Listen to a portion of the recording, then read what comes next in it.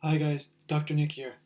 I just wanted to give you an update on day 2 of my internship at the Alpstein clinic. So today I got a chance to shadow some of the doctors. In the morning I got to shadow Dr. Birgit Kohl. She's an MD with a master's in actual natural medicine. She went back to school to do that because she wanted to get more info and understanding of that aspect. She's also a specialist because she was allopathically or classically trained as a pediatrician.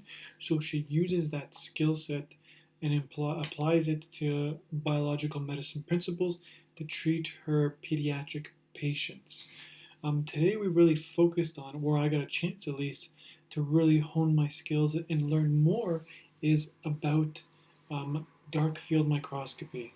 So this clinic is a top clinic in terms of their understanding of it, because Dr. Oettmeier teaches the courses in German and some even in English at one point. He's done a lot in this field and has utilized it for many years and has done a lot of research on it also, and applies it to Sanum therapy, which is an with specific isopathics that you would get in terms of a therapy or treatment.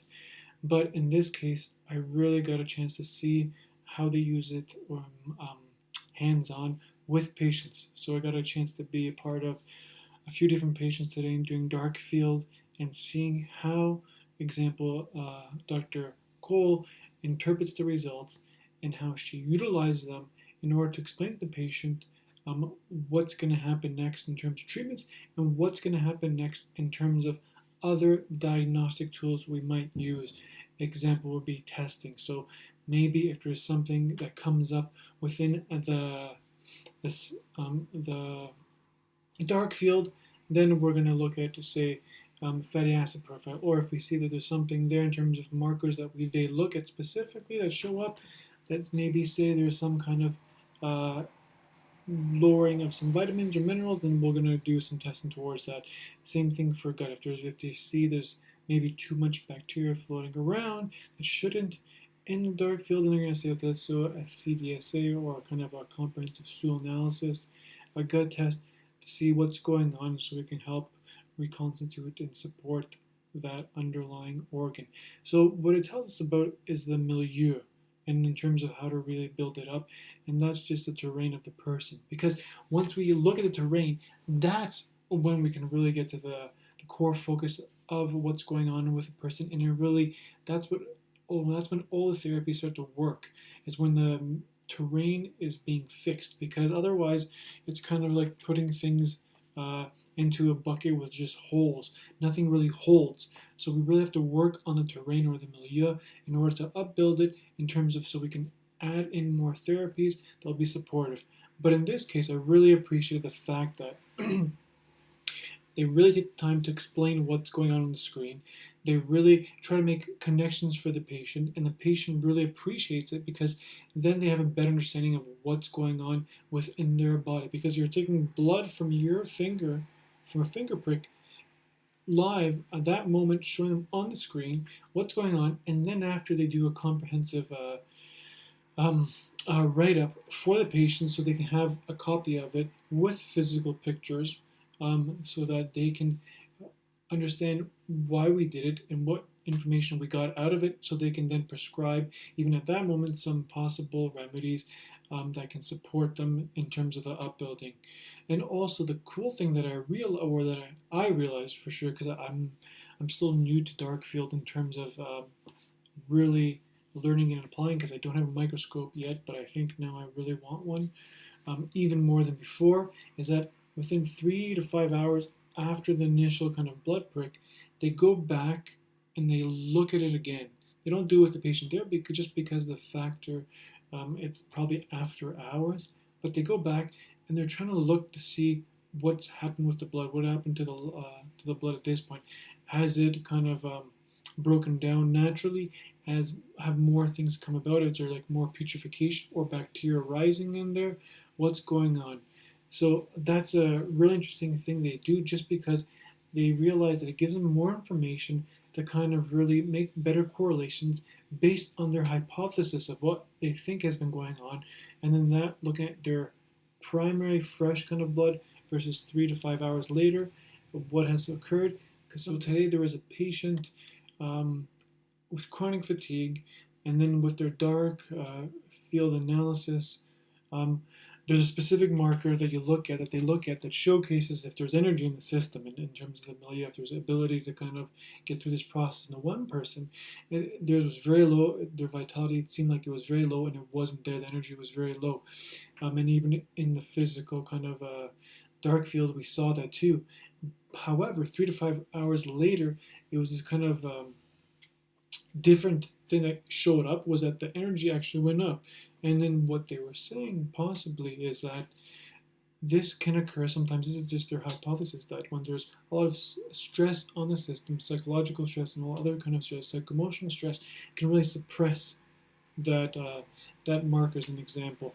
And then after, when you separate that blood away from the body, away from that stress, that ability to kind of have that energy comes back, so it showcases the inherent ability of the body to heal.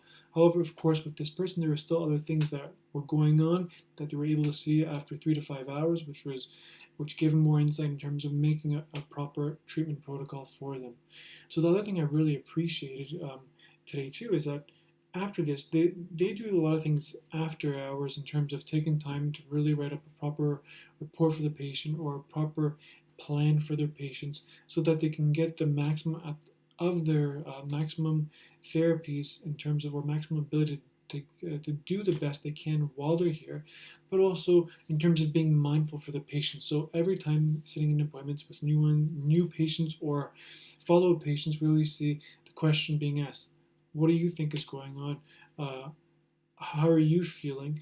And what would you like today in terms of support, or what do you think things are still not working best?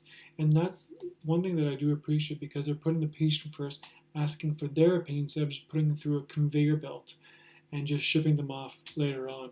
So that's one thing I really appreciate. And then the second thing too, I got to sit in with Dr. Ralf Oettmeier, the head physician here at the Alpstein clinic, and he really takes his time with the patient. Like, I mean, there's some results came back, testing results, and he literally spent 45 minutes to an hour, the whole appointment, just explaining the results to the patient, so they understand why we did the test, what was the outcome of the test, and how we're going to treat because of the test. So that was one thing that I really appreciate, because I don't think a lot of top doctors, or call themselves top doctors, really take the time to kind of make the patient understand the results, and instead of just saying, okay, everything's great, move on. They're actually going in and explaining it in more detail, so that the patient understands and can actually take part in the therapy instead of just push therapy onto them. And then he doesn't try to overwhelm patients in terms of doing too much at once. It's more about at a certain pace, so they can kind of keep going with it and actually be consistent with it. And that's another thing that I appreciated. But overall today, I think the take-home message was that there is a lot you can get out of dark field microscopy. It can be a very good introduction in terms of where to go next with diagnostics, and also it does give you a lot of information, even by itself, in terms of where you want to go in terms of treatments. So this clinic does a little bit different, like I said, but they've been doing it for such a long time in terms of all the different doctors, and they've been telling me so far like this is the best thing in terms of our favorite tool to some degree in terms of what we use. And I've heard that before in the past, so now it really means that I got to do something about this, and I gotta look into it more, and hopefully at one point get a microscope so I can utilize it on my patients, and hopefully get more information to support them on their healing journey. So again, thanks for watching. I'll try to give you more updates as we go along during this week. Tomorrow I get a chance to be with some of the nurses and the other medical staff and see what kind of IVs they're doing and whatever else they have in store for me for tomorrow. So again, have a great night. Thanks for watching, and we'll talk soon.